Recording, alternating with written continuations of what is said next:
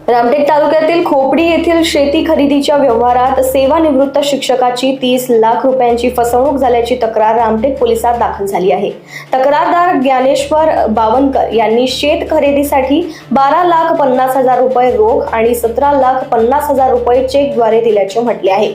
मात्र व्यवहारानंतरही जमीन मालक म्हणून आलेली व्यक्ती बनावट असल्याचे समोर आल्याचा आरोप आहे। मूळ मालकाने शेती विकली नसल्याचे सांगितल्याचे तक्रारीत नमूद आहे। बनावट पॅन कार्ड व आधार कार्ड वापरल्याचाही आरोप असून पोलिसांकडून पुढील तपास सुरू आहे। माझे पूर्ण नाव ज्ञानेश्वर चुडामत बावनकर, राहणार टिळकवाड, रामटेक। माझी 30 लाख रुपयांनी दलालांनी फसवणूक केली।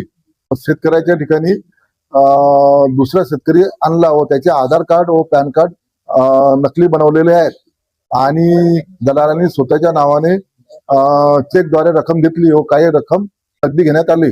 अशी टोटल 30 लाख रुपयांनी माझी फसवणूक केलेली आहे। प्रशांत शेषराव कुते याला पोलिसांनी अटक केलेली असून 2 आरोपी फरार आहेत।